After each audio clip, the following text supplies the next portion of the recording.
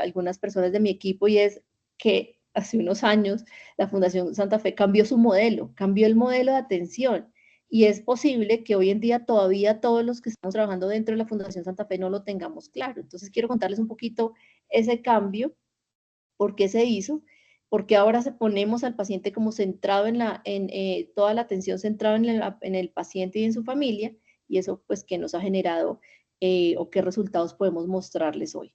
Y como tercero y último, que creo que ya está implícito, ya puedo chulear este objetivo, y es generar esa inquietud y deseo en cada uno de ustedes para liderar el código sepsis en sus instituciones. Así que estaré feliz de abrir los micrófonos, si es a través de los micrófonos o a través del chat, para responder todas sus preguntas, para que podamos de pronto, ¿por qué no planear un camino o un paso a paso que nos quede mucho más claro a todos y que no se quede simplemente como en esta charla o en esta, nuevamente, podría llamarse reeducación acerca de la importancia y de los valores y de los números que por supuesto nos tocan, ¿no?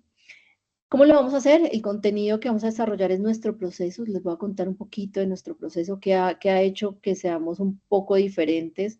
La importancia del código sepsis, por supuesto, tengo que tocarla, o sea, no hay forma de llegar a poner el paso a paso de lo que hicimos sin conocer a qué estamos hoy. Acá traigo unas noticias que incluso para mí fueron novedosas cuando estaba en el montaje de esta charla, el funcionamiento actual de la Fundación Santa Fe de Bogotá, y por último la implementación del Código Sepsis. Y acá vienen unas cosas interesantes de perspectivas futuras que espero poder discutir nuevamente con ustedes, que me cuenten también un poco desde su visión, qué es eso con lo que sueñan, o sea, además de tener el Código Sepsis en sus instituciones, con qué sueñan, porque si yo me adelanto un poquito a esa respuesta, es con disminuir la mortalidad de nuestros pacientes, ¿cierto? Con decir, vean, nosotros estamos en un momento de la vida y del mundo y digamos de la historia de la humanidad muy importante, donde estamos viendo unos cambios gigantescos en tan poco tiempo, que es nuestro deber pues entregarle quizá a nuestros hijos o a las próximas generaciones un mejor mundo, ¿cierto? Y es de lo que nos corresponde. Esto, quienes me conocen saben que yo hablo de mi rincón, de mi espacio, de lo que yo puedo hacer bien desde donde me tocó estar, ¿cierto? Y, y eso va un poquito unido a entregarle un mejor mundo a las próximas generaciones, pero si todos los que estamos acá somos médicos, somos del área de la salud, somos enfermeros, pues en nuestras manos tenemos quizá lo más importante, que es la vida de las personas, ¿cierto? Poder mantener la salud, unas personas, la población con bienestar, y que puedan, por supuesto, seguir aportándole a la comunidad. Entonces, de nuestro proceso, yo trataba de hacer un alto y decir, bueno, ¿qué fue cómo empezó todo esto? Y hice este collage yo misma, un poquito poniéndole el punto cero de dónde viene esa inquietud por generar o por hacer las cosas mejor, es desde el conocimiento, ¿cierto? Entonces, desde estar en estos espacios, desde leer, desde profundizar, desde decir, ¿es en serio que la mortalidad sea tan grande?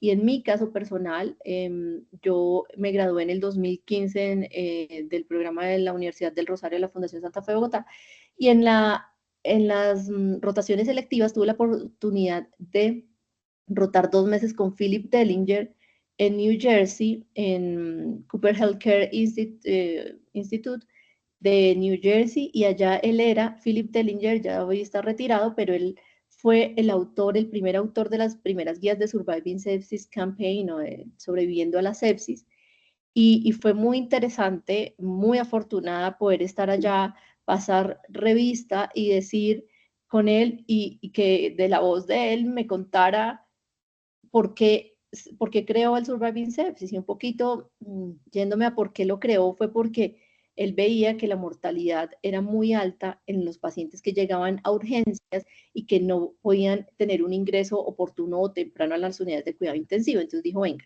voy a instruir a los emergenciólogos para que tengan un paso a paso, un uno a uno, que puedan cumplir unas cosas básicas y que esto le llegue a todo el mundo.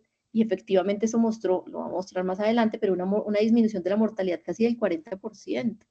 Eso es hartísimo. Si uno hoy en día piensa qué otra estrategia en cuidado intensivo ha logrado disminuir tanta mortalidad. Yo creo que pues muy pocas lo podemos comparar con muy pocas, ¿cierto?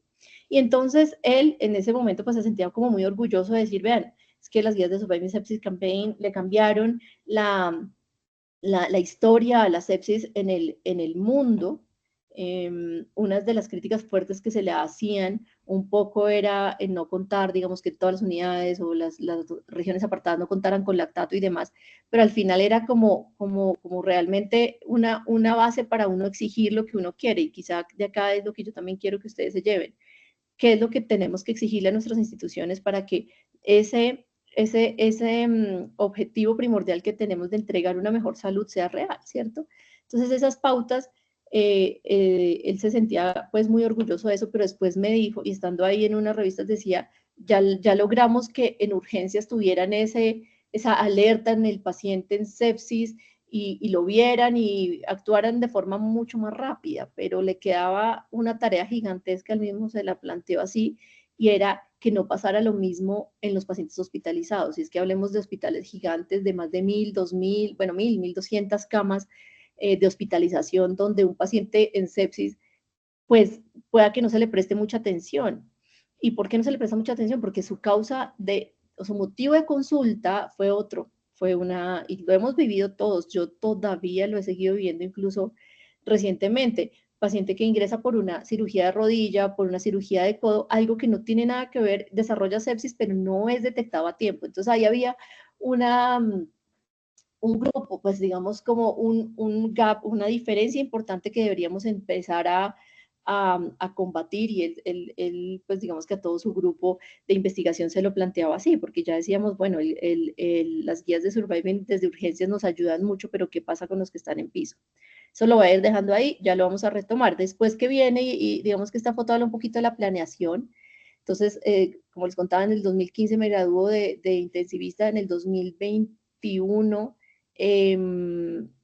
en el 2020, con la llegada de la pandemia, sale mi anterior jefe ya retirado, el doctor Edgar Celis, y hacia el 2021 soy elegida la nueva jefe del Departamento de Medicina Crítica y Cuidado Intensivo. Desde entonces, y pues por fortuna y con mucha alegría y privilegio, les cuento que he contado con un equipo maravilloso de personas, de seres humanos y de intensivistas súper capaces, a quienes admiro cómo hacen el ejercicio diario de nuestra profesión, y ahí encontré esto. Ahí nos decían, bueno, para correr, es decir, para participar ante la jefatura, deberíamos presentar un plan de desarrollo del departamento a 5 o a 10 años. Entonces, bueno, la visión tenía que ser un poco global, pero cuando uno tenía pensado sepsis, decíamos, eh, implementar el código sepsis, hacerlo realidad en nuestro hospital. Ahí inicia todo, ya más adelante les voy a ir contando, pero esto es para decirles que el equipo entonces, digamos, de especialistas y que me han acompañado, unimos las fuerzas, hicimos un trabajo en equipo grandísimo desde el inicio, y eso hizo que nuestros resultados, y ojo con esto, primero mostramos resultados antes de de buscar la certificación. Entonces hay varias cosas que quiero ir dejando. Uno es tener un código sepsis, todos podemos decir que lo tenemos, pero y si no lo tenemos, pues digamos que lo vamos a empezar a tener, ¿cierto? Con unas pautas importantes iniciales, pero se va a ir llenando, se va a ir reforzando, se va a ir creciendo a medida que ya está, pero necesitamos sacarlo a flote, necesitamos que todo el mundo lo conozca para decir que ya lo tenemos. Y por supuesto, digamos que no tenemos todos los ítems chuleados, exactamente, que no contamos con un PROA en ese momento, entonces no puedo tener el código sepsis, no cuento con el infectólogo 24 horas, entonces no lo miremos tan específico, pero digamos, estamos en la idea, en las ganas, y acá también quería traer una imagen de si queremos, lo hacemos posible. Eso es súper fundamental en nuestro equipo, y eso era lo que mostró los resultados al final, y ya con los resultados dijeron, oiga, venga, sí, hay algo que ustedes están haciendo diferenciador y que está bien. Entonces, de pronto en ese momento, no sé si en otras circunstancias puede ser parecido, pero en ese momento se vuelcan los ojos a nosotros, se retornan los ojos y dicen como, venga, ahora explíqueme un poquito más, y ahí obtenemos como el apoyo y el respaldo institucional, que fue precisamente este año, pero ya para buscar una certificación internacional. Listo.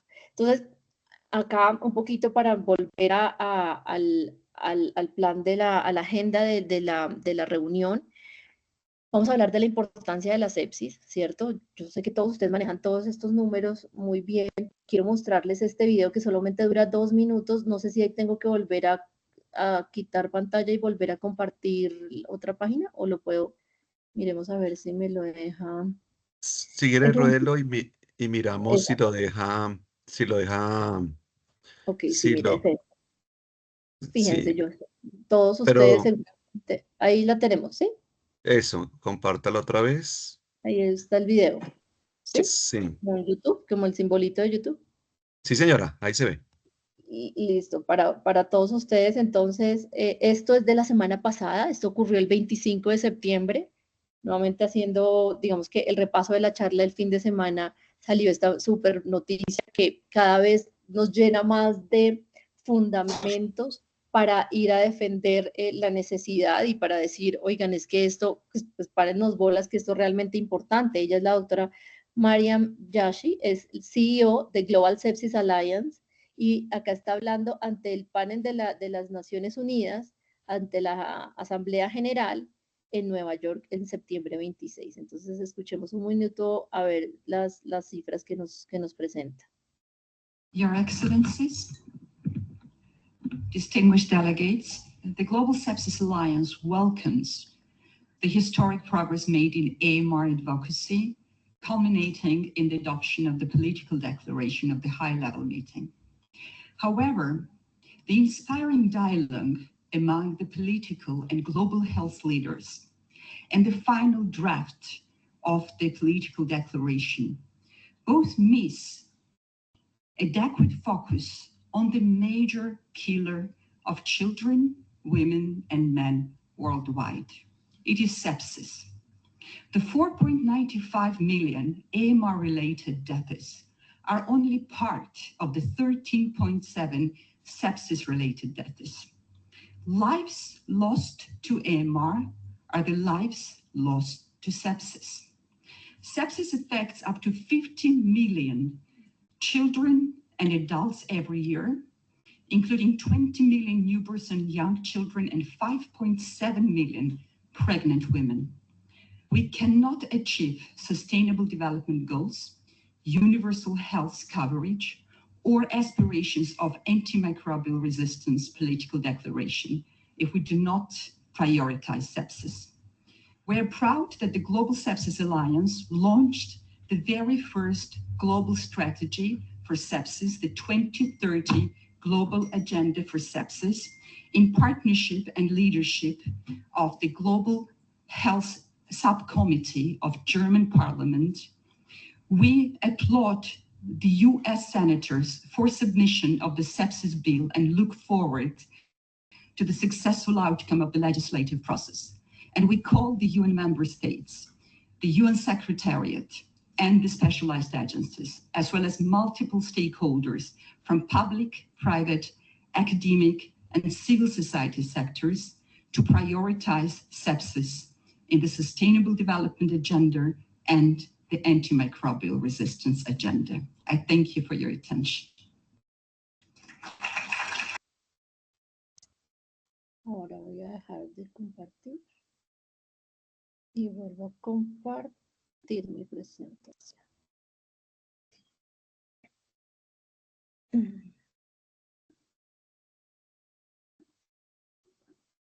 Estamos, no sé si lo escucharon bien.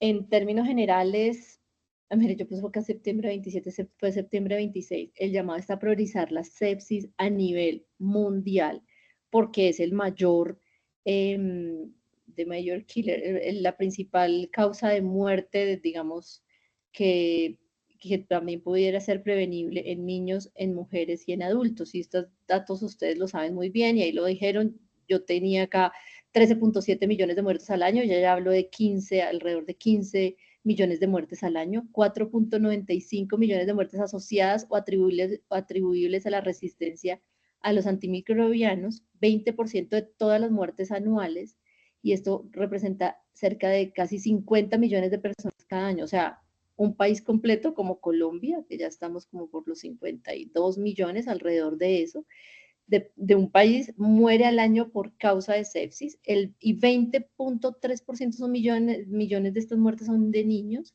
5.7 millones de mujeres durante el embarazo, el parto o el posparto.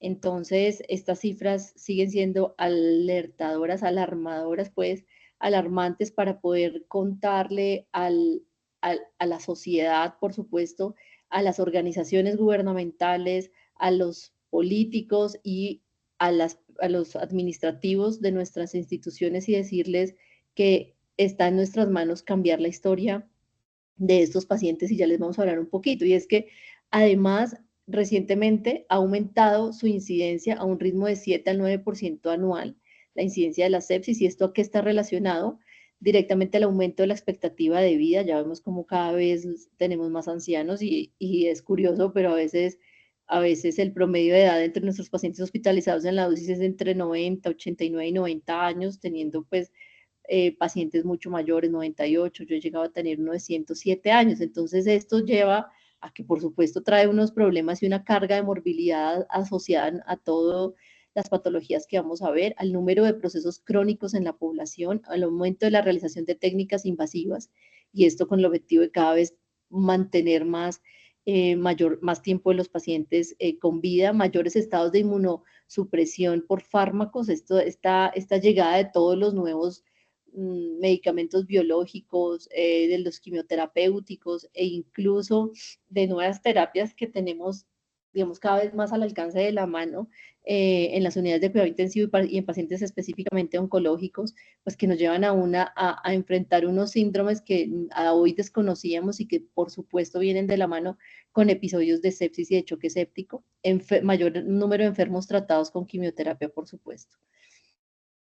Entonces, el llamado sigue siendo el mismo y es que cambiemos la historia de la mortalidad de la sepsis de nuestros pacientes.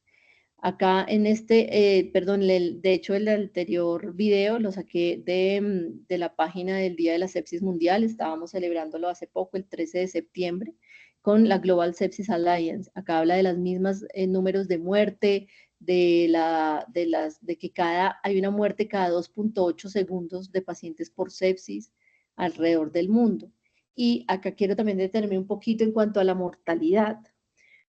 La mortalidad por sepsis varía dependiendo del país y dentro de un mismo país varía entre el 15 y el 50%. Entonces uno dice, ¿en serio tanta variabilidad? Es decir, depende de donde me hospitalicen o de donde yo vaya a ser internada si mi resultado va a ser vivir o morir. Entonces, ahí hay mucho que tenemos que hacer cada uno de nosotros. Hablemos un poquito de los últimos datos. Esto les voy a hablar más o menos del 2022, la mortalidad y pospandemia un poco. La mortalidad en Colombia en ciertos centros podía llegar a ser alcanzada en pacientes con choque séptico del 45 al 50% en ciertas instituciones. En Estados Unidos, dependiendo de los hospitales, digamos que sean JCI, que quieren decir que tiene una acreditación internacional, y ya les voy a hablar al respecto, pero que sean hospitales acreditados, la mortalidad puede llegar, en ese momento estoy hablando del 2022, cerca del 24%. En ese momento nosotros en Fundación Santa Fe Bogotá teníamos alrededor del 21.6, 22% de mortalidad en choque séptico, y en los mejores hospitales del mundo, de Australia, que eran los que mejor mostraban sus resultados, eran alrededor del 16 al 18% de mortalidad en choque séptico. Entonces sí cambiaba mucho, sí variaba mucho, y en las reuniones grandes mundiales de cuidado intensivo, pues la idea era sentarnos, o sea, en muchas de esas la idea era sentarnos a definir qué era lo que hacía que fuera tan diferente. Les digo, de las principales características que se vieron en ese momento era la relación enfermera-paciente. Tener una relación enfermera-paciente más corta, más acotada, hace que los resultados sean mejores. Eso cambió, digamos, como la historia del cuidado intensivo. De hecho, cuando se crea el cuidado intensivo es precisamente para tener un lugar específico donde tengamos una mejor relación de enfermera-paciente, así que toca seguir luchando por eso. Digamos que acá en Colombia nosotros tenemos unas barreras importantes y es la enfermera jefe versus las enfermeras auxiliares, ¿cierto? Acá hablan de enfermeras jefes, sin embargo, nuevamente, hablando localmente en Colombia, yo creo que nuestras enfermeras auxiliares son personas también muy capaces, si bien estudian poco tiempo, son muy clínicas y detectan cosas rápidamente en nuestros pacientes que nos ayudan a alertar al médico y demás. Entonces, con esto les estoy hablando de datos del 2022, porque ahorita les voy a dar de los últimos datos del 2021 más o menos, y recordemos que si están publicados en esa época es porque tienen 1 o 2 años atrás, los estudios fueron realizados mínimo 1 o 2 años atrás. Entonces hoy a continuación les mostraré los datos que tenemos hoy en día, que son un poquito, son muy alentadores y un poquito sorprendentes. Uno diría, ¿cómo logramos llegar hasta allá? Porque estamos por debajo del 15%. Pero nuevamente lo más importante es mantener esa conciencia activa, es mantener ese dolor. A veces sí es que, y esa palabra es que tiene que haber un doliente. Sí, de pronto no debería ser tan así, pero realmente sí necesitamos a alguien y por supuesto un grupo de personas, nadie solo lo va a lograr en una institución y mucho menos si queremos hacer unos cambios a nivel país, lo vamos a lograr solos, pero sí tenerlo en mente, sí recordar estos datos que además están publicados en JAMA. Por cada hora que se difiere el inicio del tratamiento antibiótico, la mortalidad aumenta en un 7.6%, ya coloquialmente decimos un 8%, y esto nos ayuda mucho. A mí me ayuda mucho en el manejo en los pacientes en urgencias y en las unidades de cuidado intensivo con las enfermeras. Le dije, jefe, es que mi deber como intensivista no solamente es llegar a, yo lo formulé, pero sigo con mi siguiente paciente y con el otro. No, mi deber, y si somos líderes en las unidades de cuidado intensivo, es ver que lo formulé, lo dispensaron, llegó y se lo administraron. Sí, esto en el mundo ideal y teniendo una mejor relación médico-paciente también lo sé,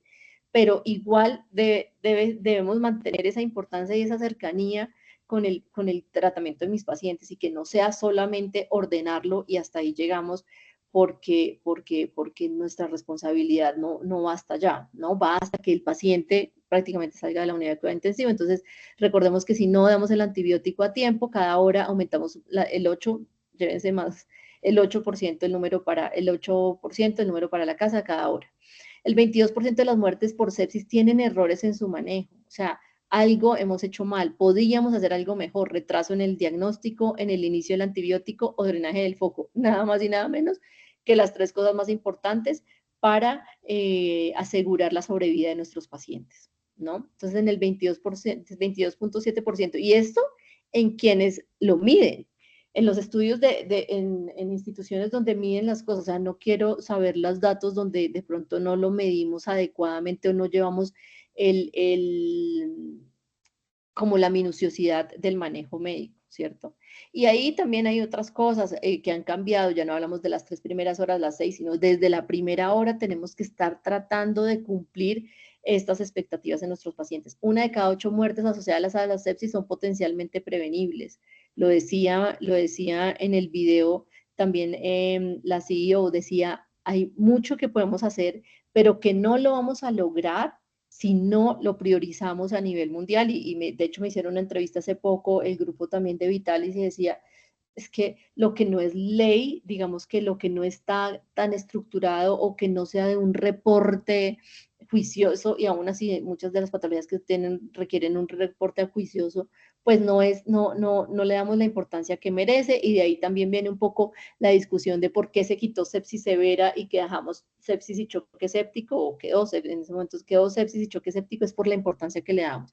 A la sepsis severa se le quitaba importancia, decían como, sí, el paciente está en sepsis, pero no está en choque séptico, y al choque séptico, digamos que de percepción se le ponía mucha atención en su momento.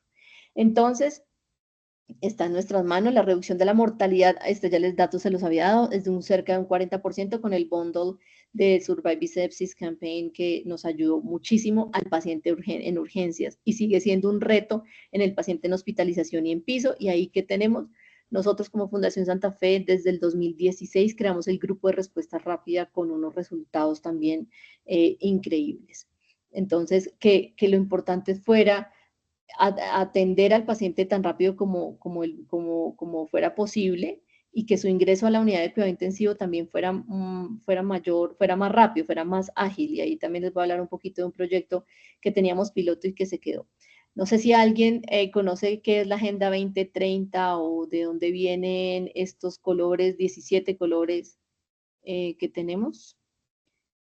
Bueno, mientras alguien se anima, bueno, pero ya les voy a ir contando, se trata de los ODS, los Objetivos de Desarrollo para el 2030, es que se reunieron pues las principales agremiaciones a nivel mundial desde el punto de vista político y para hacer un mundo y un mundo sostenible teníamos que tener en cuenta esos 17 objetivos de desarrollo, dentro de los cuales habían unos como las aspiraciones relacionadas con la salud materna, neonatal e infantil, lograr disminuir.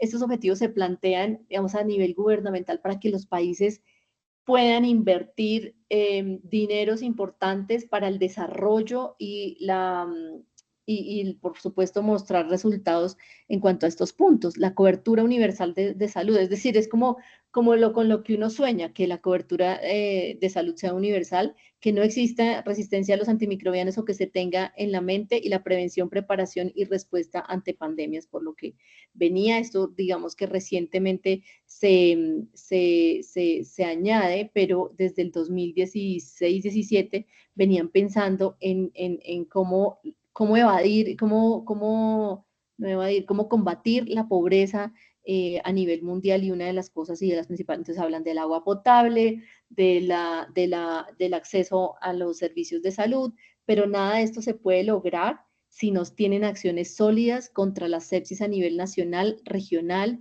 y por supuesto de niveles globales. Entonces, fíjense este llamado reciente que hace ella, y posteriormente hacen otra reunión ahí mismo del 25 al 27, se reúnen y hacen la agenda global para la sepsis, para que sea sostenible como uno de los objetivos de desarrollo de las Naciones Unidas.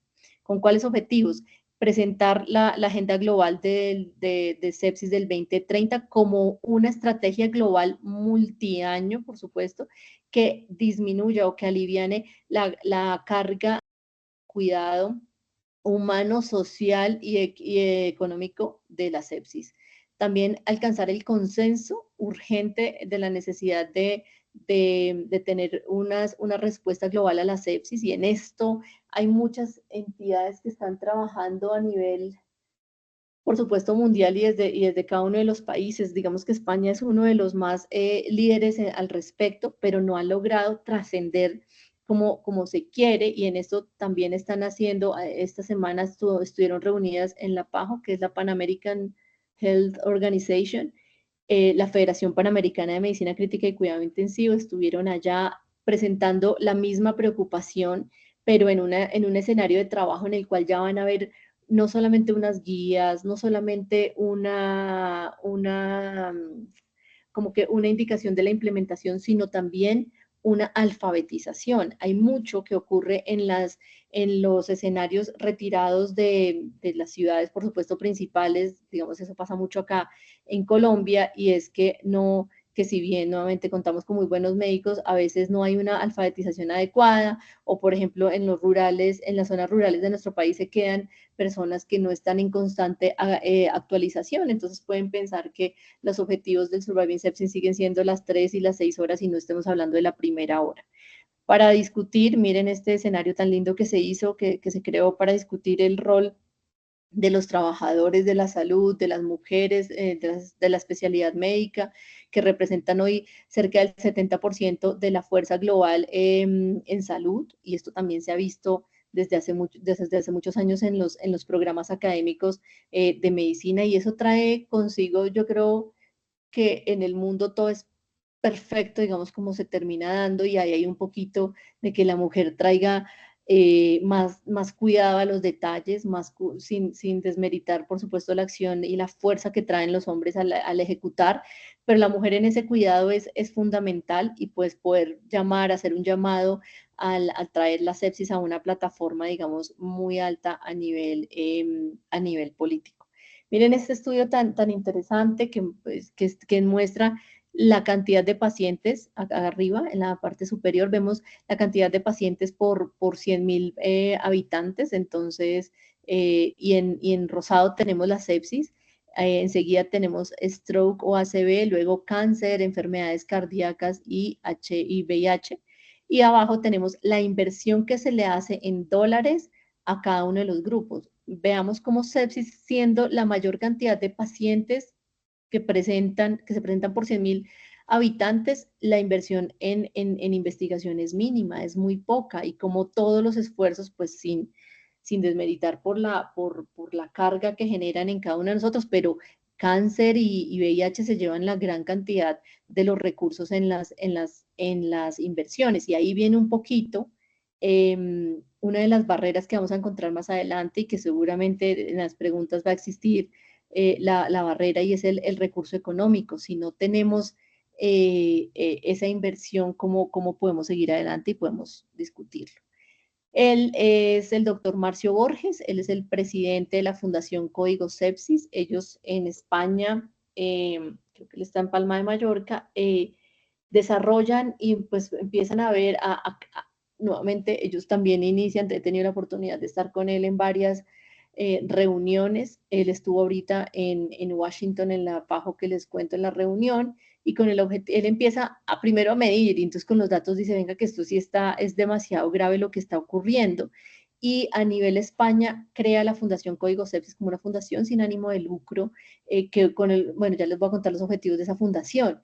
Pero más allá es cómo se logra liderar desde lo individual, desde una institución, cómo logra impactar en las demás, cómo logra influir en su comunidad, en los que están alrededor, y teniendo resultados pues muy interesantes. Entonces crea esta Fundación Código Sepsis y tiene un evento anual que cada vez es más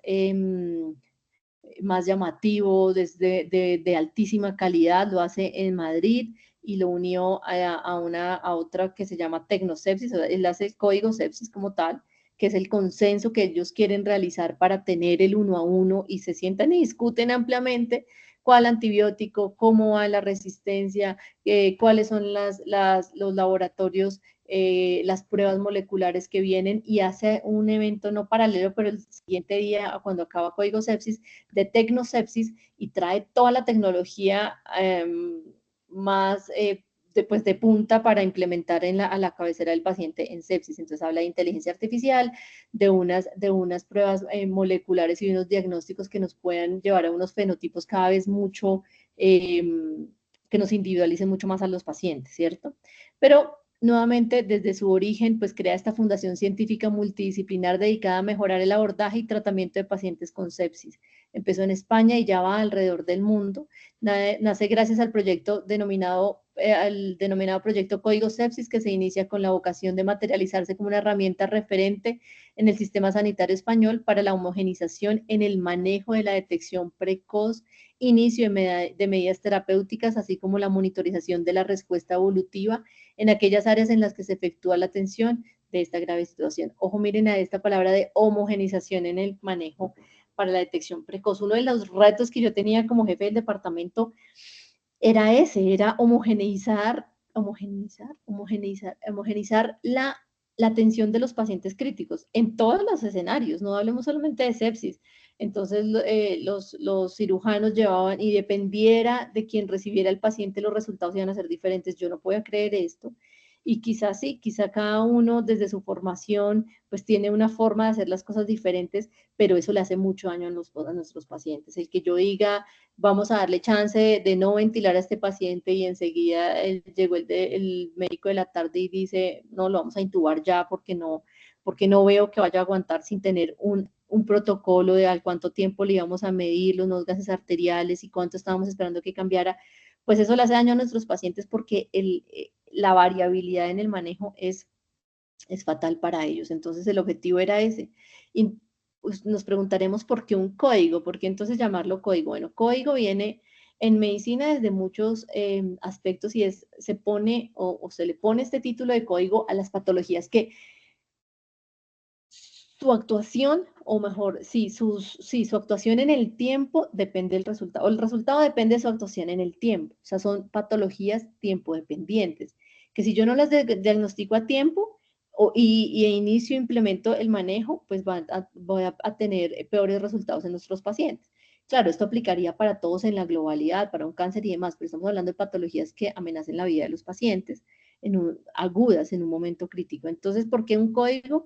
Porque es transversal a toda la institución. Tenemos que involucrar radiología, laboratorio clínico, por supuesto, la puerta de entrada de emergencias, farmacia, UCI, medicina interna y todos los pacientes que están en piso, y este sigue siendo un foco supremamente importante a tratar, pacientes de medicina interna, de cirugía, de trauma, de cáncer, de tumores sólidos y hematológicos y de ginecología. O sea, nos involucra a todos.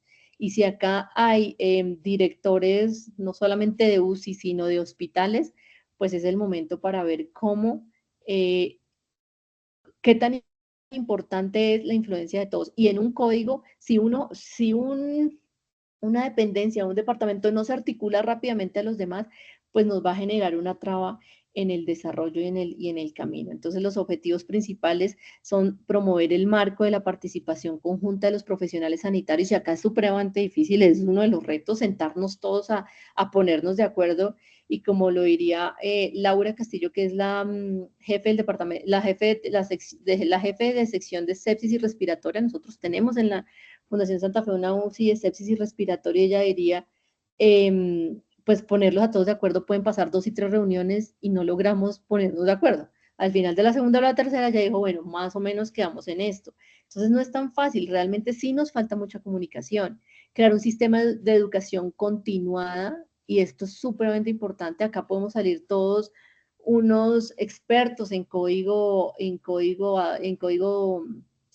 sepsis, pero posteriormente en unos 2 y 3 años, si no lo implementamos, si no estamos reevaluando rápidamente los indicadores que tenemos que llevar a cabo, si no estamos en constante actualización, se nos olvidan, o pues las cosas, digamos, más minuciosas. Seguramente en el manejo amplio quedan las horas, la toma de los cultivos, el drenaje del foco, las pruebas moleculares, pero no en el detalle, y eso le hace mucho daño a nuestros pacientes. Así que una de las cosas que también tenemos que incluir en nuestro código sepsis es la educación y reeducación de nuestros pacientes, y de nuestros pacientes, de la familia y de nosotros los intensivistas o de todo el grupo que esté a cargo. Generar una concienciación social y económica del problema, facilitar un análisis compartido multidisciplinar y conectar con otras realidades europeas e internacionales. Esos son los objetivos del código sepsis como tal. Entonces vamos a ver cómo influye en la calidad y la seguridad del paciente, y es que implica reconocer a la sepsis como una patología tiempo dependiente, ya les conté de qué se trata, que precisa un manejo multidisciplinar protocolizado, que no importa si está Laura de turno o estoy yo, vamos a hacer lo mismo, que no importa si la enfermera a cargo es la que más está interesada en sepsis, sino que llegó y el turno lo cambió y está la de ACV con el paciente de sepsis, pero que igual nosotros hemos sido tan juiciosos que seamos capaces de hacerlo muy parecido todo. Claro, el liderazgo lo tienen que llevar a ciertas personas, por supuesto, porque sin liderazgo y nuevamente sin el doliente, pues como que no se logra avanzar. Decimos sí, a todos nos interesa, pero nadie le mete el trabajo que necesita. Pero así mismo liderado, si es liderado por una persona, y yo que nunca estoy en la unidad de sepsis respiratoria, voy a hacer un turno allá, pues estoy a una llamada de consultarle a esa persona líder, en este caso a Laura, y decirle, Laura, llegó un paciente, ¿cuál es la prueba que se le pide? ¿Qué es lo que qué antibiótico debo iniciarle primero? Yo le sospecho este foco, le voy a iniciar un tratamiento antibiótico empírico para gram negativos y para gram positivos basada en los factores de riesgo del paciente, pero ¿cuál es el que le inicio primero? Pero yo, ¿cierto? Ese manejo ya tan minucioso lo podemos hacer en un adecuado trabajo en equipo. ¿Cuáles son esos elementos esenciales? Análisis detallado de las actuaciones, adaptándolas a las características de cada centro. Lo que yo les voy a contar acá es lo que nos ocurre a nosotros, pero nuevamente al final quedémonos a ver cómo se puede plantear mejor o a partir o hasta cuándo podemos nosotros actuar sin necesitar digamos, mayor inversión de recursos no solamente económicos, sino de talento humano, y de talento humano tiene que ver con económico, continuidad asistencial, eso es supremamente importante. Los mejores resultados que hemos tenido nosotros recientemente es por no cambio del grupo médico, coordinación para superar las barreras funcionales y la variabilidad en la práctica clínica, y la implicación de los profesionales y su capacidad para introducir planes e ideas de mejora. Otro dato súper importante es que en esas reuniones la opinión de todos cuenta. Entonces, hacer una reunión sin el infectólogo, hacer una reunión sin incluso pediatría nos está acompañando, sin el emergenciólogo, sin el otro intensivista, pues algo nos queda faltando. Todo, sin la enfermera, sin el de microbiología, algo nos queda faltando y todos van a aportar grandes cosas. Eso es parte del éxito que hemos tenido nosotros. Con el objetivo de disminuir la mortalidad derivada del retraso del inicio en las medidas terapéuticas en los pacientes en choque séptico o en sepsis que tengan criterios de gravedad. El objetivo final será formar un sistema integral, y acá debemos llevarnos eso, que sea organizado, pues y fundamentalmente desde la organización, educativo y de gestión, de carácter multidisciplinar para el manejo integral de la sepsis y el choque séptico, abarcando cualquier tipo de pacientes en nuestra institución. Esa es nuestra finalidad, y es que recordar siempre que los minutos importan. Antes pensábamos en las horas, antes decíamos, no, ahora es los minutos importan, y debemos adherirnos a una intervención rápida y agresiva en las primeras horas, aplicando un protocolo de manejo, siguiendo determinados objetivos clínicos, lograremos disminuir la mortalidad, la estancia hospitalaria y los costos de la atención. Dígame si uno le presenta esto a un gestor, a un director, a un administrativo, incluso nosotros ahorita en la fundación tenemos gran parte del manejo viene también de administradores y de base, o sea, no son médicos. Entonces, si les estamos hablando y a mí todo el tiempo me están preguntando cómo vamos a disminuir, bueno, mortalidad no tanto me lo preguntan de forma directa, pero cómo vamos a disminuir la estancia, cómo vamos a aumentar el giro y cómo vamos a reducir los costos de la atención. Entonces, si les decimos, con la implementación de un código sepsis adecuadamente hecho, vamos a lograr esto, pues yo creo que los esfuerzos se van a ir notando. Y es que esto es supremamente triste. Estos fueron los reportes de un estudio español de luego de que hicieron estos esfuerzos, de que tienen su consenso español y adecuado a las instituciones de salud y el sistema de salud de allá. Ven que a pesar de las campañas educacionales y de difusión, el seguimiento de estas recomendaciones tiene un grave cumplimiento escaso. Uno diría, yo de verdad a veces soy incrédula en que no puede ser, o sea, seguro algo pasó, algo pensó la otra persona para que no se hiciera. Y si bien eso ocurre en ciertos casos, no es en la mayoría, y la mayoría de casos simplemente es, ay, a mí se me olvidó, ay, yo lo formulé, pero no le hice el seguimiento, ay, ¿cómo así? Eso era tan importante, yo sabía que era iniciar antibiótico, pero el cirujano no vino. Bueno, es que hay muchas cosas que toca tenerle el detalle. Solo el 10% de los casos se completaba el cumplimiento de todas las medidas que se deben realizar en las primeras 6 horas, y solo el 15.7% en las primeras 24 horas. O sea, nadie cumplía. Si era el 10%, para cumplir este bundle del Surviving Sepsis en las primeras 6 horas, o sea, si en el 90% no lo cumplían, nadie lo hacía prácticamente. Si uno trae esos números como a efectos prácticos o a términos fáciles, pues es que es nadie. Entonces sí es importante, porque es una herramienta que está hecha, que está creada, que sabemos que funciona, pero no la aplicamos. Eso no sabría yo cómo llamarlo, como un poquito de falta de inteligencia de alguna forma. ¿Qué barreras encontramos? Dificultad esta diapositiva la tomé de una presentación que está disponible para todos de Código Sepsis de Marcio Borges en la red.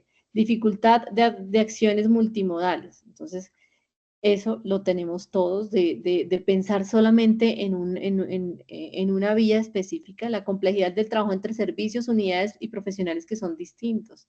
A veces, y eso se pierde también mucho cuando los hospitales empiezan a crecer tanto, gente nueva todo el tiempo, que no conoce nuestros procesos, debemos ser también muy juiciosos con ellos.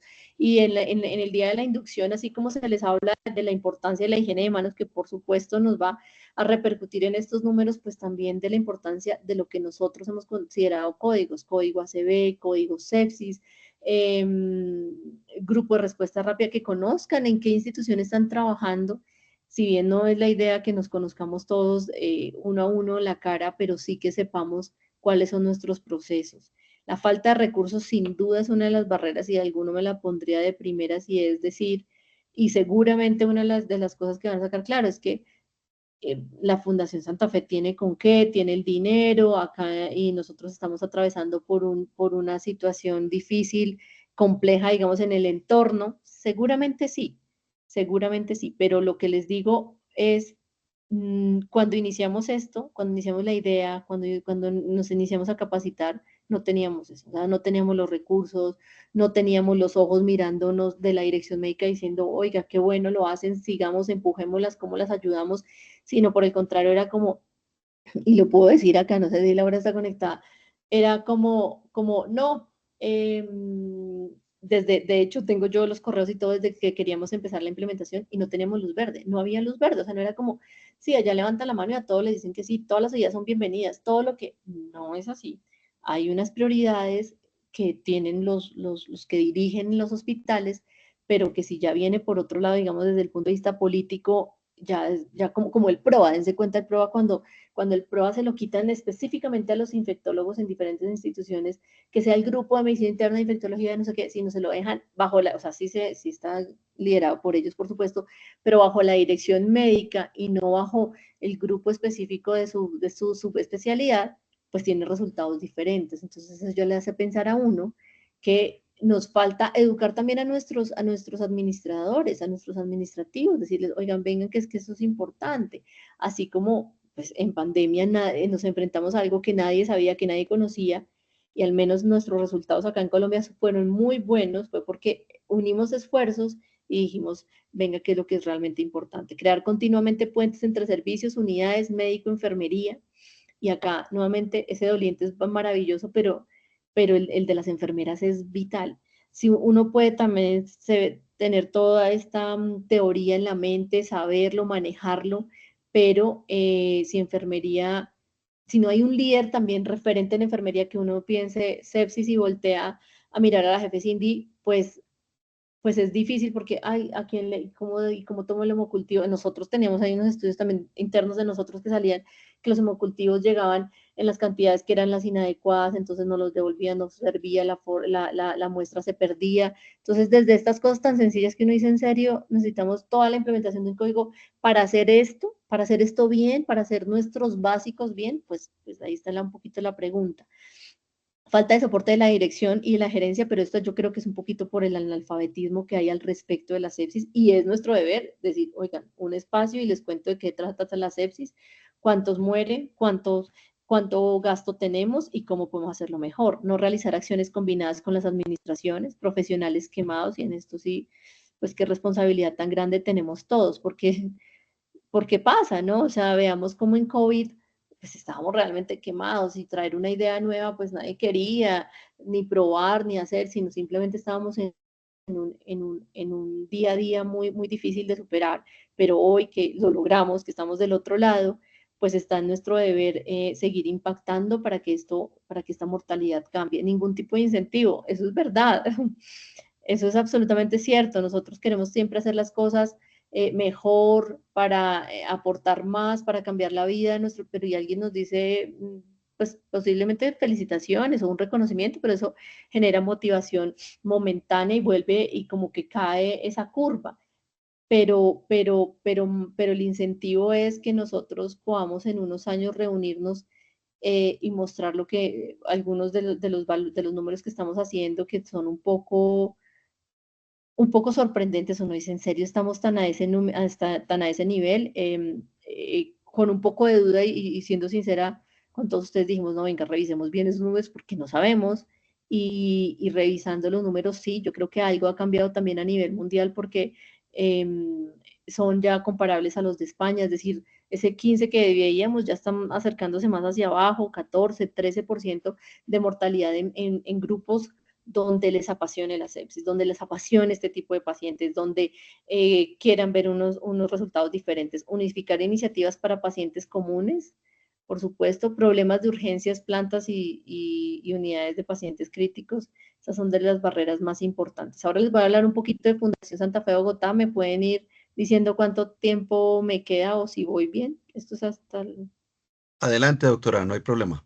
Estamos bien. Bueno, gracias porque a mí me emociona el tema y de verdad que querré quedarme para las preguntas. Entonces, Fundación Santa Fe de Bogotá, ¿cómo funciona? Este año recibimos por el Newsweek el World's Best Hospitals 2024, que es como que nos habla de los mejores hospitales del mundo, pero eso que tanto nos interesa o nos interesó mucho hace unos años y desde entonces mantener esta certificación de Joint Commission Internacional. Seguramente muchos de ustedes están en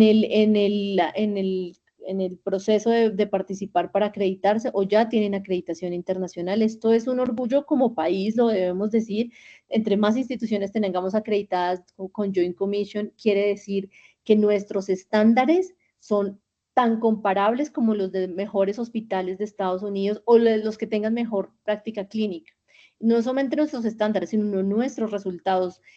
Que recibir que un paciente sea atendido en el mejor hospital de Estados Unidos es igual que ingresar en alguna de nuestras instituciones acá en Colombia, y lo digo con orgullo, no solamente la Fundación Santa Fe, cada vez tenemos más, en Bogotá también, pero esto pues incurre en unos gastos importantes, ¿no? Esto toca pagar esa acreditación, toca pagar esa visita y eso ya lo vamos a explicar un poquito. Hoy, ¿con cuántas centros de cuidado clínico contamos? Con 18. Entonces, acá les voy a contar un poquito. ¿Cómo veníamos haciendo la atención antes? Creo que del 2019, 2020, era por departamentos. Entonces teníamos el departamento de medicina crítica, de medicina interna, de urgencia, cada uno desarrollaba sus cosas, pero estuvieron por allá en el Instituto Karolinska haciendo unas averiguaciones y se dieron cuenta que la mejor forma de entregar hoy la atención a nuestros pacientes es una atención centrada en la persona, es a través de una condición clínica, es decir, una patología en específico. Creo que esta es la siguiente diapositiva, que nos dice específicamente lo que le interesa a la fundación es que nuestro paciente si hace parte de un centro de cuidado clínico, de una condición clínica con quemaduras nos vamos a certificar a final de este año, pero hablemos de uno que ya esté con reemplazo de rodilla, reemplazo de cadera. Estas son certificaciones que tenemos a nivel internacional. Que vengan acá es igual a que estén en los mejores lugares, en los mejores hospitales de Estados Unidos. Los resultados van a ser comparables. Entonces, y todo gira alrededor del paciente.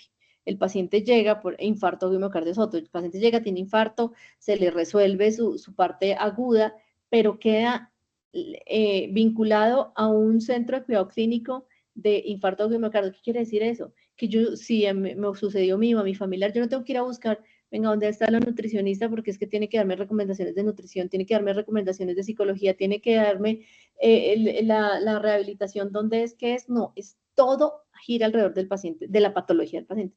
¿Tiene infarto de miocardio? Señor, usted lo vamos a programar su rehabilitación lunes, miércoles y viernes en tal parte. La nutricionista ya la vio, tiene que hacerle un seguimiento que queda para tal día y ese mismo día, ojalá saliendo de esta consulta, entonces visite al psicólogo para que los factores de riesgo psicosocial estén controlados, que su familia sepa de lo que estamos hablando, que le entreguemos un folleto que diga todas las dudas que usted tenga y que tenga a la mano el teléfono de alguien que le pueda contestar una duda en cualquier momento. Eso es un centro de cuidado clínico. Es como la excelencia en el manejo de una patología en específico. Y es a lo que nosotros queremos llegar con nuestro código sepsis. Nuestra primera base fue código sepsis. Vamos a tener un centro de cuidado clínico aprobado por la JCI. Esto es un sueño, ¿no? No sé, lo estoy ya presentando acá, pero es el sueño que queremos. Y parece ser que no hay otro centro de cuidado clínico en sepsis a nivel mundial. Y en esto también hemos sido innovadores en la fundación. El de enfermedad tromboembólica, el de trombosis venosa profunda y tromboembolismo pulmonar, es el primer centro de cuidado clínico, se desarrolló en la Fundación Santa Fe de Bogotá. ¿Y por qué? Porque tenemos esa persona doliente que dijo, oiga, venga, es la principal patología prevenible de mortalidad en los hospitales. Pues metámosle a eso. Y eso va muy ligado a nuestra misión y visión, que es influir positivamente en la salud de los colombianos y de la región. Entonces, ¿qué es este certificado de JCI? Programar la salud, es un programa de salud manejado por un equipo interdisciplinario que se especializa en el manejo de una enfermedad o procedimiento específico que se centra en la mejor evidencia científica disponible con el fin de ofrecer servicios con los más altos estándares de calidad y seguridad. Sus resultados clínicos y los niveles de seguridad del paciente son comparables con los mejores referentes del mundo y los costos se disminuyen gracias a la racionalización de la atención. ¿Qué evalúan? Liderazgo, estandarización, homogeneidad del programa en el uso y el uso de la evidencia científica, el correcto cuidado clínico, la educación y el autocuidado del paciente, el adecuado manejo de información médica y los desenlaces centrados en los pacientes. Eso es principalmente. Ahora les voy a hablar de la unidad de cuidado intensivo de la Fundación Santa Fe de Bogotá, que tengo el privilegio de liderar. Estamos acá ubicados como en esta parte, en el tercer piso. Tenemos de la 301 a la 310 la neuro-UCI, la quirúrgica entre la 311 a la 320, luego en el cuarto piso tenemos la cardiovascular y en el cuarto piso al final, de la 411 a la 421, tenemos la unidad de sepsis y respiratoria. No puedo decir que somos pioneros, hay otras unidades de sepsis, pero que nos mantenemos y que digamos, pues podemos incluso replicar lo que hacen bien en otras unidades, incluso acá en Colombia, con unos excelentes resultados. Nuestras unidades, esto se formó a partir de la jefatura mía a partir del 2021.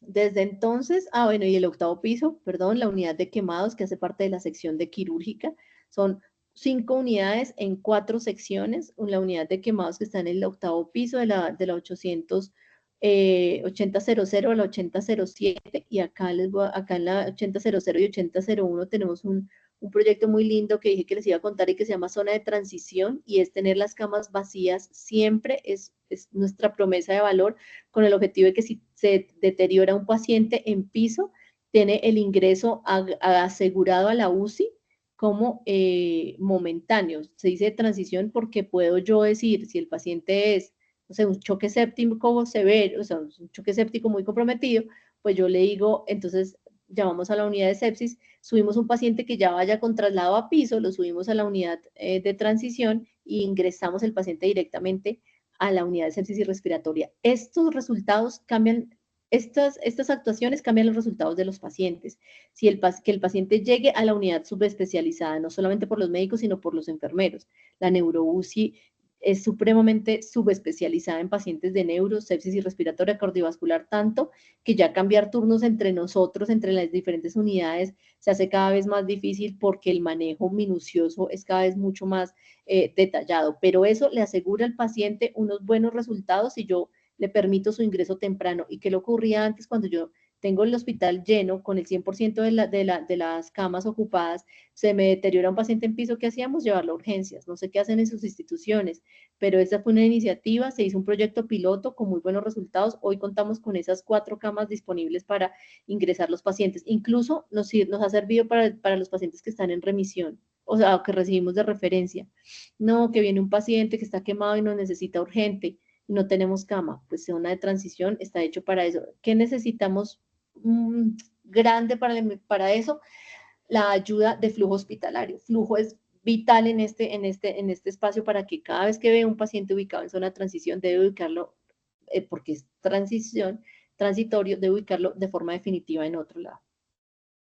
Nuevamente, como estoy hablando del funcionamiento de las unidades de cuidado intensivo, yo con orgullo debo decirles que desde el 2021 asumí la jefatura, pero a partir del 2022 se hizo la elección y la creación de las secciones, y desde entonces 2022, 23 y 24 cuento con los mismos jefes de sección: Juliana Marín en quirúrgica, doctor Jorge Carrizosa en la neuro-UCI, doctora Laura Castillo en sepsis y respiratorio, y doctor Andrés Buitrago en cardiovascular. Siguen acompañándome, seguimos haciendo un gran trabajo en equipo, y un poquito el gran trabajo que hemos hecho lo voy a mostrar acá en números. Traigo esta diapositiva para decirles que nosotros somos nuestro sistema de registro de bases de datos de gestión lo hacemos a través de Epimed. Epimed Solutions es una empresa brasilera creada en Brasil desde el 2008 y que ya se ha expandido a más de 750 hospitales en 9 países. Y ellos están principalmente en estos hospitales, Albert Einstein, acá en Colombia, en la Fundación Clínica Chayo, sé que ya están en cardioinfantil y en otros.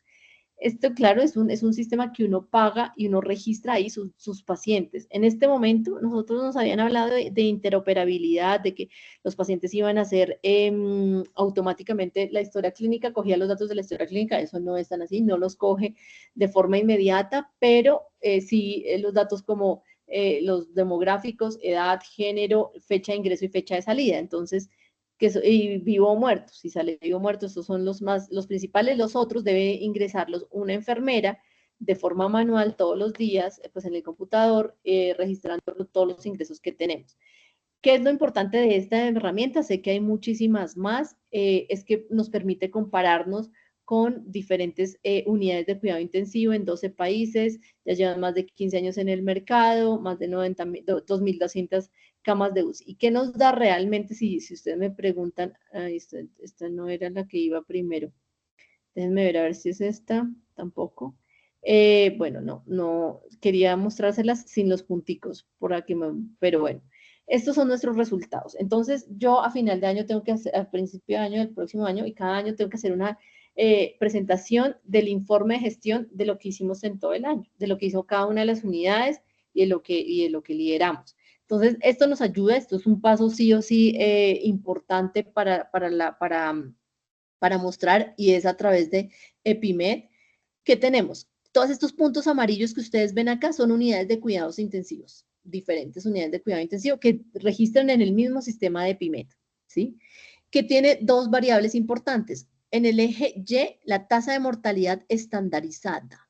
¿Estandarizada por qué? Por SAPS-3, es decir, por este score que nosotros sabemos que habla de las patologías críticas y qué probabilidad tiene de morir el paciente con el diagnóstico que se le ingresa y las comorbilidades que presenta.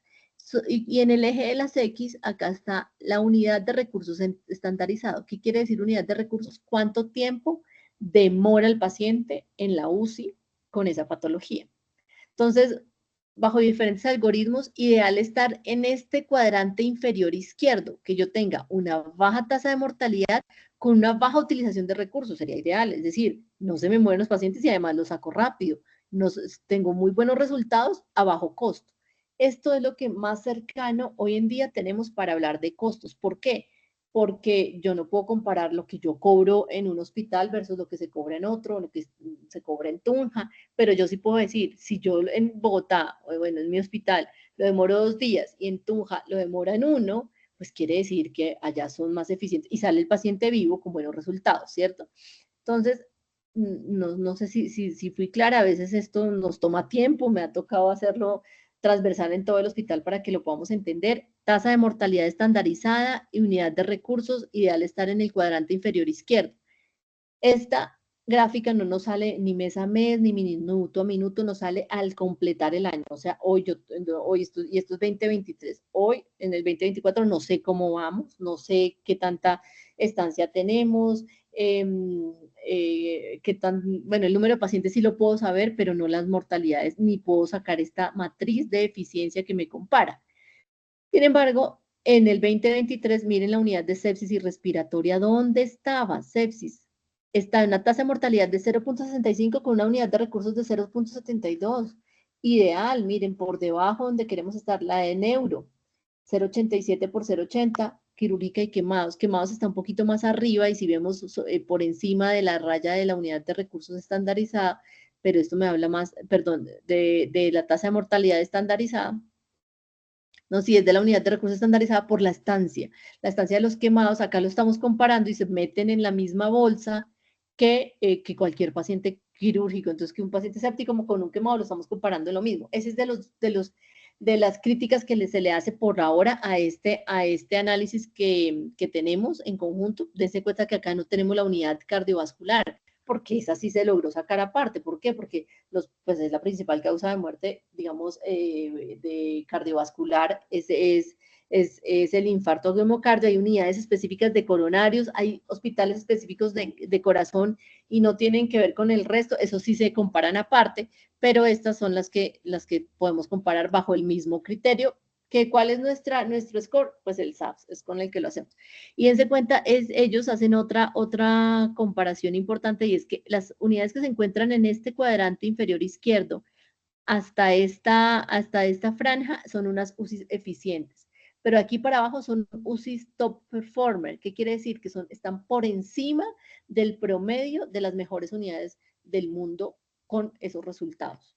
Entonces, esto pues es una sorpresa, por supuesto. El año pasado, pues ya para terminar, empezando este año haciendo el informe, dijimos, vean esto, está buenísimo, cómo sepsis y respiratoria está tan bajito respecto del resto de los pacientes. Y le hicimos un zoom a eso, o sea, esto también lo muestra EpiMed, que muestra la tasa de mortalidad en UCI con un diagnóstico específico. El diagnóstico que pedí que se buscara fuera sepsis y choque séptico. Al ingresarlo, nosotros somos el azul, que es nuestra tasa de mortalidad, quedó en 14.4%. ¿Se acuerdan que estamos hablando que es de 15 a 50? Nosotros el año pasado logramos 14.4% de mortalidad y decíamos, venga, 14.46, decíamos, ¿será eso tan cierto? Llamamos a los de EpiMed, hablamos y todo es real, es comparable, los datos son reales, ellos tienen una forma de comparar qué tan confiables pueden ser esos datos. Y mirémonos, porque lo chévere al final es como compararnos. En Europa tiene una tasa de mortalidad cerca, pues las unidades que están ahorita, al menos adheridas a EpiMed, cerca de 20.000 unidades con no mentira, sí, de 20 días, de 20.7 días, de 20.7% de mortalidad en 24 UCIs con un N de 2.723. El verde es América Latina, 29.94% de mortalidad. Miren, esto, 30% de mortalidad aproximadamente en las unidades de América Latina. Y si nos vamos, y eso en mortalidad, ¿no? Y todas las unidades sumadas unas con otras, la tasa de mortalidad da de 29.74% aproximadamente. Nosotros es de 14.46%. Y la duración, uno diría, bueno, se mueren menos, pero ¿qué tan rápidos lo sacamos de la UCI? Nuestro promedio de estancia en días de UCI es de 9 días. Los hospitales de Europa de 11.12 días, los hospitales de América Latina de 11.96 días y todas las unidades de 11.94 días. Entonces la siguiente pregunta sería, ¿y ustedes cómo lo logran, cierto? ¿Cómo logramos eso tan increíble, tan bueno, tan demostrar? Y que, pues bueno, acá les voy a traer unas ideas de lo que nosotros hemos analizado. Uno es, el año pasado fue la implementación y el fortalecimiento del programa de gerenciamiento de antimicrobianos, en el cual nosotros contamos con un infectólogo que pasa revista junto con una persona de farmacia, con el equipo multidisciplinario que esté atendiendo en la UCI, residentes de infectología, de cuidado intensivo, enfermería nos acompaña, también de epidemiología para el control de las infecciones asociadas al cuidado de la salud. Pasan revista, inicialmente se hace una vez a la semana por cada una de las unidades, pero tenemos al llamado constante del grupo. ¿Y qué logramos con esta implementación? Y nuevamente, esta implementación bajo el liderazgo o directamente dependen de la dirección médica, no dependen de ningún otro, o sea, no dependen, por ejemplo, del grupo del Departamento de Medicina Crítica o de Medicina Interna, sino directamente de la dirección médica. Eso es una de las cosas que mostró que fuera un cambio importante, no solamente en nuestra institución, sino a nivel global. El 53% de los antibióticos evaluados corresponden a 6 moléculas en específico, sacan datos importantes de estos. Se logró una disminución en 479 dosis de piperacina tazobactam, menos de 1.827 de meropenem, comparando el 2022 al 2023, del Linezolid, menos 681 dosis, digamos, unidades consumidas en un año versus el otro con la implementación de este grupo. Entonces fue muy importante. ¿Y cómo lo hicimos? A través de 262 intervenciones, 28% suspendían el antibiótico, 26% hacían otros cambios, 23% hacían ajuste, 23% se le hizo ajuste de dosis, frecuencia, vía de administración, el 9% un desescalamiento terapéutico, el 7% identificación de la búsqueda activa de infecciones asociadas al cuidado de la salud. Se suspendió en total en un 28% y el ajuste en un 23%. Esto es muy importante. Esto sumado a ¿qué? Al mejor rendimiento clínico. Estas son de las medidas que nosotros hacemos.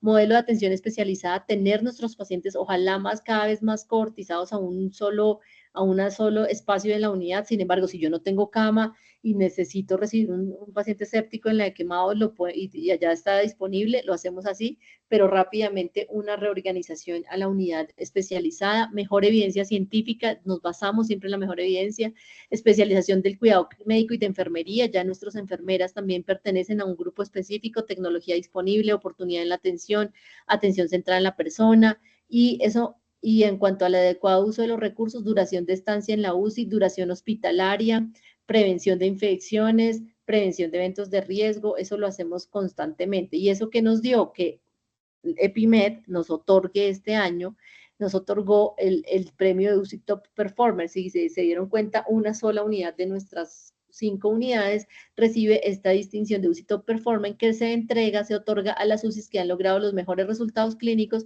con la asignación más eficiente de recursos en el cuidado de pacientes críticos. Con estas características contribuyen de forma diferenciada a garantizar la sostenibilidad y calidad de la atención de nuestros pacientes de alta gravedad y complejidad.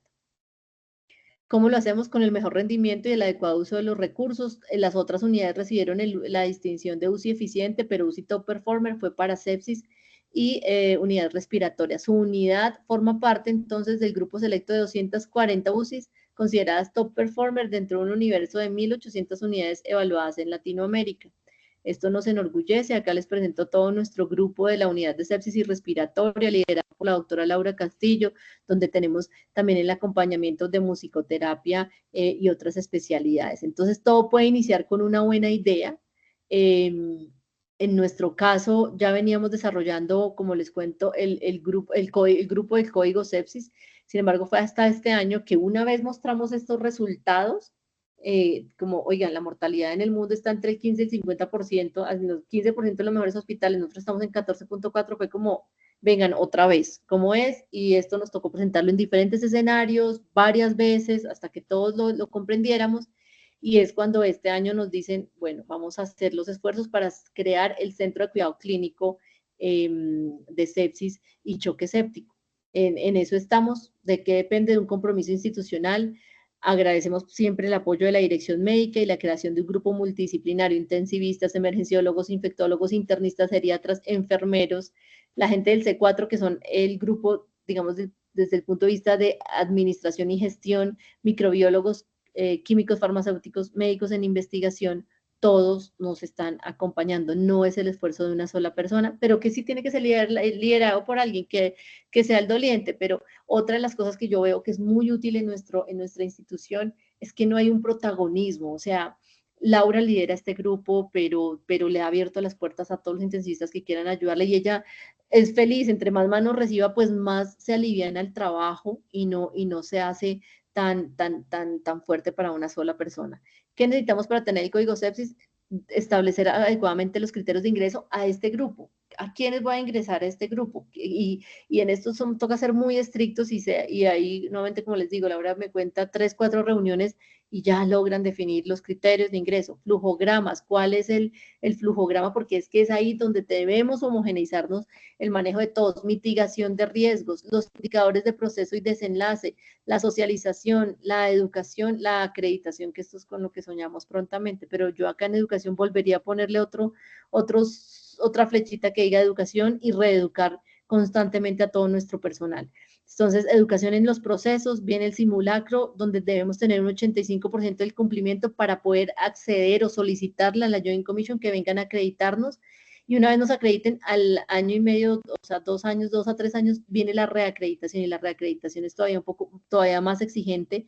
Las opciones que dejaron, o los planes que dejaron de mejora deben estar realizados, y debe estar todo principalmente muy bien fundamentado, registrado. A veces nosotros fallamos en eso. En la historia clínica la consideramos como simplemente, no sé, para pedir el antibiótico, pero se nos olvida que eso es lo que queda en el récord, y eso es lo que vienen a revisar. Por eso a veces algunas visitas, no será en este caso para el código sepsis, pero las pueden hacer virtuales, porque es que revisan específicamente las hojas, perdón, los récords de las historias clínicas. Esto es todo nuestro grupo cuando hicimos el video del premio que recibimos. Esto también es muy importante, el impacto en la sociedad, constantemente estarle diciendo a los pacientes, a sus familias, a la sociedad, a nuestros compañeros, el esfuerzo tan grande que hacemos, educando y reeducando, viendo cuál es la mejor evidencia constantemente, y eso es lo que nos posiciona en los mejores lugares. También con orgullo debo decir que este reconocimiento lo recibe dentro de toda la Fundación Santa Fe de Bogotá. Esto es adicional, esto viene cuando uno empieza a hacer las cosas bien, desde su rincón, como lo digo yo, desde su minuciosidad. Recibimos este reconocimiento, la doctora Laura Castillo y el doctor Carlos Mario Palomino, por su ejemplar desempeño en la condición de enfermedades respiratorias. Nuevamente viene adicional, acá qué pasó, entonces ya vamos a ver un poquito las perspectivas futuras, ya tenemos el código sepsis, no le vamos a dar la espalda, sino es desde donde nacemos. ¿Y qué viene? Educar y reeducar, por supuesto, ver cuál es el espacio de la inteligencia artificial, y desde la innovación cómo nos pueden apoyar, lograr la menor mortalidad, y cada vez va a ser nuestro sueño, y vamos a tener que llevarlo en nuestro corazón y en nuestro ejercicio como tal. Impacto social, y gracias por este espacio. Yo espero que haya podido lograr los objetivos que me planteé al inicio, y poderles mostrar que lo podemos hacer realidad. El código sepsis pediátrico también se viene, es mucho menor número de pacientes afortunadamente, pero con unos retos gigantescos. El registro nacional es increíble como, o para otras charlas incluso, Laura también me contaba, no encontramos unos estudios que nos digan cómo estamos en Colombia, no sabemos cómo estamos. Hay unos estudios, creo, 2000, que sí fue en una buena revista, Critical Care, pero creo que fue 2011, o si no estoy mal, máximo 2013, pero no creo que es 2011, con unos datos que es que no sabemos ni siquiera dónde estamos parados, y nuevamente, si no tenemos unos datos a hoy, pues no sabemos cómo podemos mejorar lo que no medimos.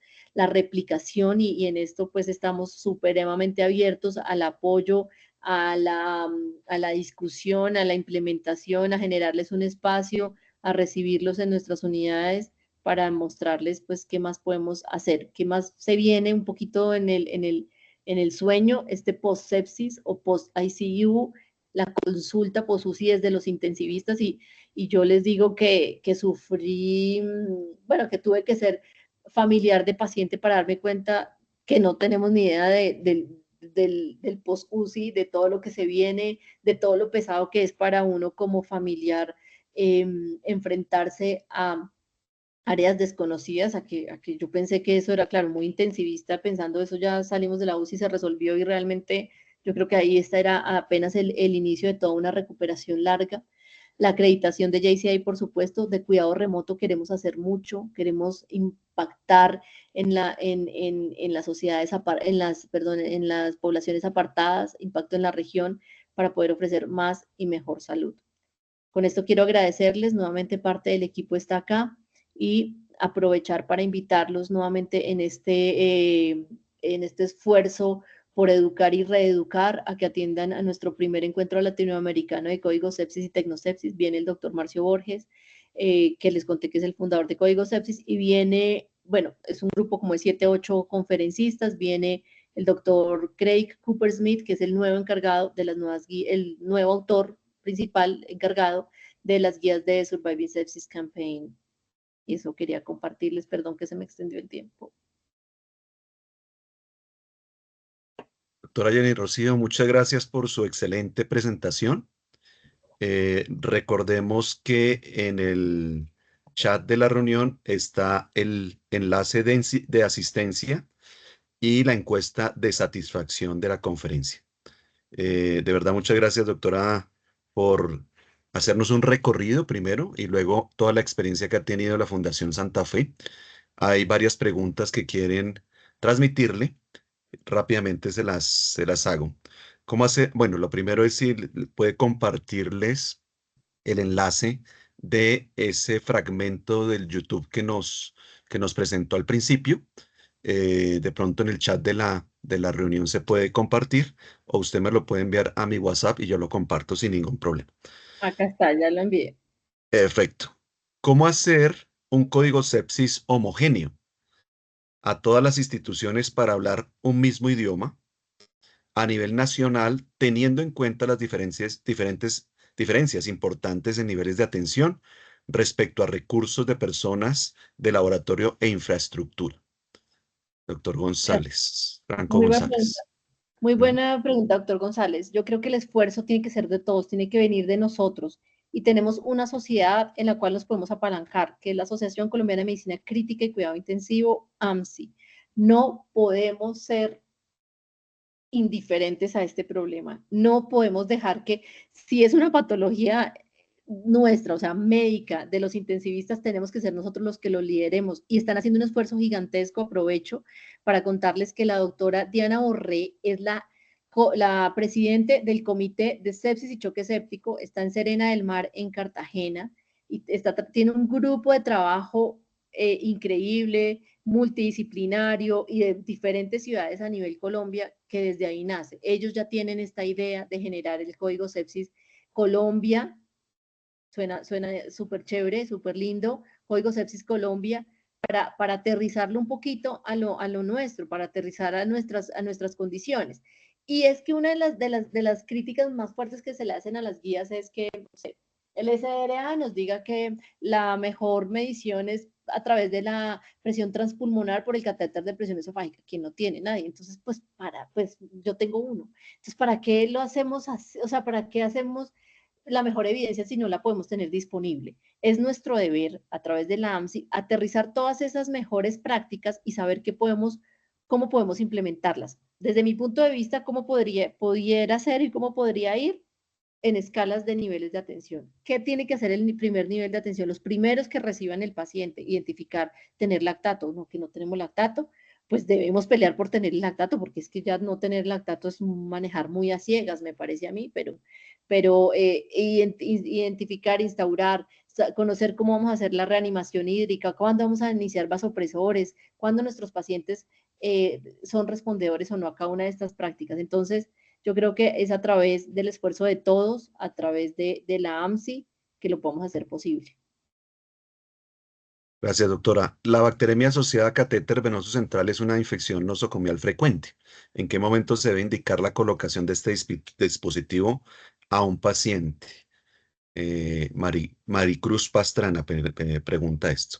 Gracias por la pregunta. ¿A qué momento se debe indicar la colocación? Bueno, ahí hay muchas cosas nuevas. La colocación realmente es para los pacientes, por supuesto, más críticos y que requieren muchos fármacos que no se van a poder administrar por vía periférica, ¿cierto? Entonces, antibióticos, sedación, líquidos, ya ahí nos dice, el paciente va a necesitar el catéter venoso central. Ojo, para estos pacientes muy críticos que ya los describí con sus características, pero hay unas nuevas revisiones que me parecen supremamente interesantes que hicimos. De hecho, en la práctica clínica la semana pasada tenemos una paciente, mujer de 39 años, infección de vías urinarias, choque séptico por una pielonefritis, tensión de 60, 65, 65. Yo no voy a dejar que la paciente se demore en alcanzar esa tensión arterial media que necesito que sean 65 milímetros de mercurio. Le iniciamos vasopresor inmediato por vía periférica, lo podemos hacer hasta 24 horas. Ya hay los estudios que muestran hasta 24 horas, ya hay evidencia.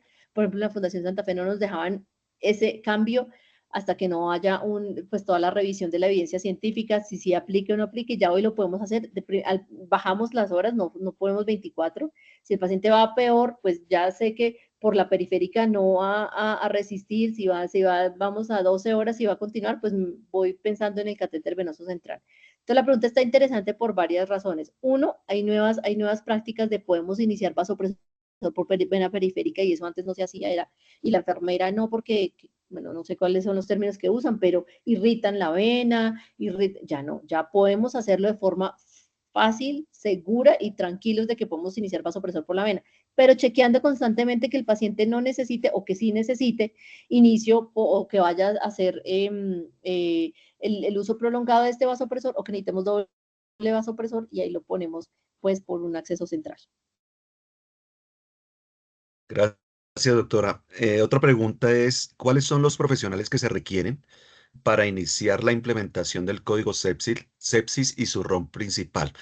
Gloso esta pregunta, dado que en el próximo módulo, en el cuarto módulo que hablamos un poco del tratamiento, va a haber una sección especial de cada uno de los profesionales y cuáles son sus funciones en cada aspecto, digamos, de la primera atención que se le hace al paciente en código sepsis. Pero si quiere de pronto adelantarnos, doctora, Ahora, adelante. una cuña. A veces, Sí,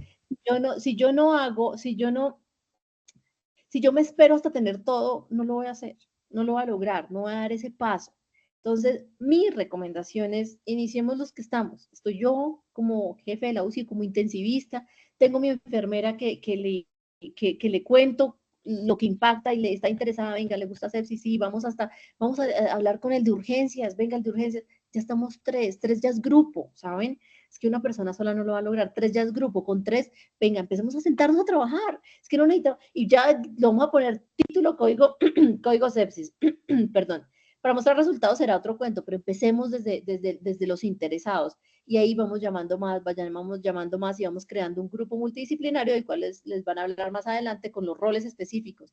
Pero si ustedes me permiten responder es desde el doliente y otros par de personas más interesadas en llevar esto a cabo.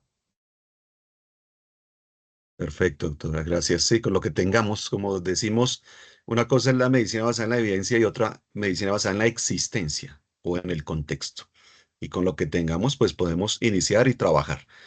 Otra pregunta, de pronto un poquito, es muy larga claramente, pero ¿cómo es el proceso de la ronda de optimización de el PROA, de todo el programa de optimización de antimicrobianos? Claro, esto Bueno, es una pregunta gigantesca, pero de pronto un no, resumen. respondo en resumen. Nosotros tenemos el grupo que ellos tienen montado. Normalmente se estableció los martes a las 12 del día por cada una de las unidades, ¿sí? De cuidado intensivo. Sin embargo, a veces no se puede, entonces nos mandan mensaje, hoy vamos a pasar más temprano, 10 de la mañana, 12, 11 de la mañana, estamos en la UCI del cuarto piso, en la UCI del tercer piso. Entonces, logísticamente sabemos dónde están ubicados.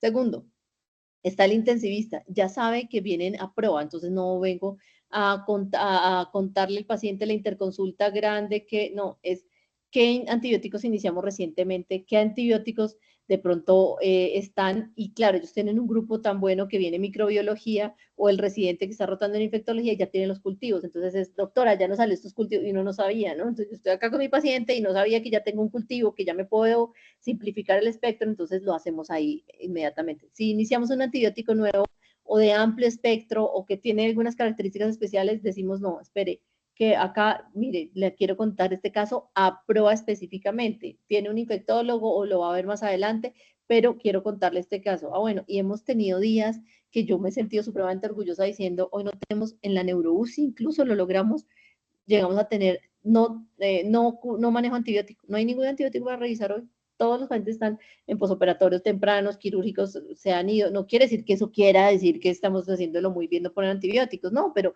es tener un poquito la conciencia de decir, disminuyamos ese uso indiscriminado de los antibióticos.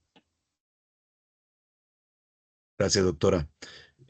Varias apreciaciones y agradecimientos por su charla, una específica, doctora, muchas gracias por su excelente charla y gracias por generar tanta inspiración después de mostrar el éxito que ustedes han tenido.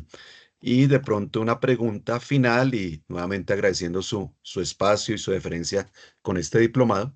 Desde el Servicio de Infectología de la Fundación Cardiovascular en Bucaramanga estamos trabajando en la creación de nuestro código sepsis.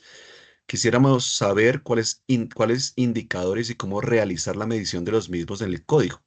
Y otra pregunta, ¿ustedes realizan código a nivel general de pacientes en urgencia, hospitalización, UCI? ¿Y cómo activan el código en estos tres servicios? Bueno, muy buena pregunta. Esta sí está mucho más amplia, pero miren, dentro de los indicadores que tenemos importantes es la activación del código, ¿cierto? Se activó adecuadamente, a tiempo, del todo el número de pacientes que podía ser, o después hacemos una revisión de historias clínicas, ese paciente tenía hipotensión, alteración del estado de conciencia, y porque se debe activar incluso ante la sospecha, ¿no? De sepsis o choque séptico. Entonces, los indicadores van desde activación, luego del cumplimiento de la adherencia a las guías. En la primera hora se administró el antibiótico, se llamó, se interconsultó al servicio que necesitábamos para que se realizara el drenaje. En la primera hora no estamos realizando, por supuesto, el drenaje, porque estamos hasta ahora en el estudio, pero que se haya interconsultado el grupo que tenga la capacidad de hacer el drenaje. El antibiótico se administró adecuadamente en la infusión, en las dosis adecuadas, y ahí también entra a prueba a ver, se puso las dosis que era. Incluso a veces uno pone, son 3 gramos de ampicilina, sulfactán, pero por la formulación que dice 3.000 miligramos, entonces queda como, están miligramos, queda 3 miligramos. Entonces son esos detalles pequeños, pero que son errores en la formulación de los antibióticos, que seguramente no hay mala intención, pero también se pueden identificar. Tenemos los indicadores grandes, y por donde yo les diría que pueden iniciar son mortalidad, estancia, inicio temprano de los antibióticos, evaluación y seguimiento temprano de los hemocultivos, de las pruebas moleculares, del FilmArray y de los hemocultivos, si se ajustó la dosis a tiempo o no, cuánto tiempo nos demoramos, veimos mucho en tiempos, cuánto tiempo nos demoramos en el ajuste, si alguien se dio cuenta, quién fue el primero que reporta el germen definitivo, la evolución. En nuestra base de datos va si está con soporte vasopresor, si está intubado, los criterios, cuánto depura el lactato, qué lactato inicia y cuánto depura. Digamos que esta es nuestra base de datos global, pero de ahí sacamos todos los indicadores. Entonces nos preguntan, no sé, ¿qué porcentaje de terapia de reemplazo renal tenemos en choque séptico? Está ahí, entonces también pueden unir terapia de reemplazo renal, ojalá con una adecuada interoperabilidad, que no tengamos que tener esa persona específico para el diligenciamiento de los mismos. Eso era en cuanto a indicadores. ¿Qué otra pregunta? Es que habían varias en la misma pregunta, perdón. Sí, la otra pregunta es si lo hacen desde urgencias, hospitalización y UCI, y cómo lo activan. Bueno, ese es un reto gigantesco. Iniciando, estamos urgencias y UCI. Los datos de hospitalización los tomamos del grupo de respuesta rápida, pero es ahí como una sinergia. No los llevamos nosotros directamente en este momento porque era muy ambicioso, digamos, sobre todo porque nos estamos preparando para la acreditación de centro de cuidado clínico. Sin embargo, en nuestros datos generales, sí tenemos en cuenta ingresos, sabes también otro indicador importante, reingresos. ¿Cuántos reingresan que tengan diagnósticos de sepsis y choque séptico? Para mí eso es fundamental exponerlo, contarlo, y cómo se activa el código y articula entre estos 3 servicios. Pues tenemos una enfermera líder, tenemos el grupo líder y tenemos un grupo gigantesco. Lo hacemos inicialmente por chat, por el WhatsApp, todavía no tenemos eh, eh, otra herramienta para hacerlo. Deberíamos usar una herramienta, y en esto pues debo ser clara, deberíamos usar una herramienta un poquito más privada, podría ser Teams. Sin embargo, se hizo unas pruebas a través de Teams, y incluso yo respondí como 15 días después, como, sí, firme, acá estoy, o algo así, y fue como, sí, respondió de último, y es que no tengo, pues, digamos que el Teams en mi cabeza, pero sí tenemos que buscar otra plataforma para hacerlo. Por ahora lo hacemos por un grupo de WhatsApp gigantesco, donde estamos los líderes de las diferentes dependencias, la mayoría de emergenciólogos, mayoría de intensivistas, que estamos revisando constantemente este grupo, enfermería y todos los grupos de interés. Perfecto, doctora. Muchas gracias realmente por su intervención y de verdad muy interesante todo lo que nos ha mencionado. Un par de preguntas adicionales que resolveremos en el módulo 3 en parte y 4 también lo vamos a resolver. Muchas gracias, doctora Cárdenas. Voy a compartir un instante mi pantalla para unos anuncios generales.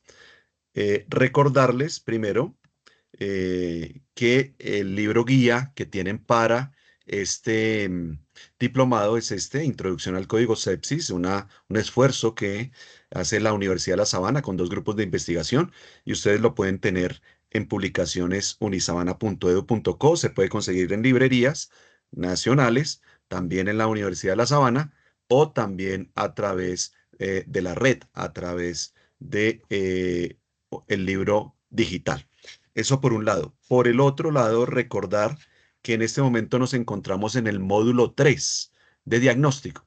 ¿Quién es el facilitador? El doctor Gabriel Burgos. Y en este módulo específicamente tendrá su sesión sincrónica el próximo 17 de octubre. Estamos hoy en la sesión sincrónica de nuestra conferencista invitada, y el próximo 17 de octubre tendremos nuestra próxima sesión sincrónica, será la 4ª.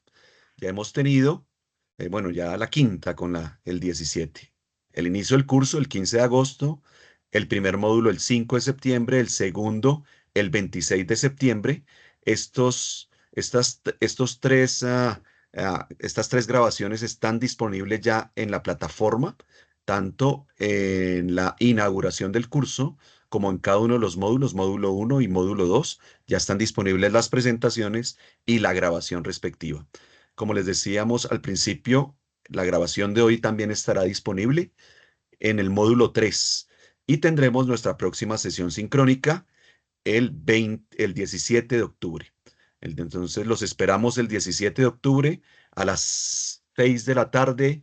Si Dios lo permite, les estaremos avisando. Y bueno, muchas gracias para todos. Gracias por participar nuevamente en nuestro diplomado Código Sepsis, y estaremos atentos al desarrollo de las actividades ahorita en el módulo 3. El módulo 3 tiene un cuestionario específico.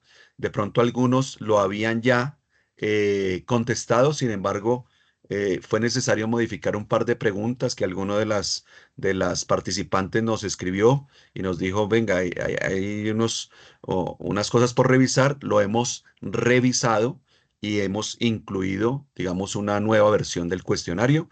Por si acaso alguno ya lo contestó, ingresen al cuestionario módulo 3 para revisarlo y volverlo a contestar. Bueno, muchas gracias a todos, feliz noche, y con esto damos finalizada la grabación y la subiremos entonces a el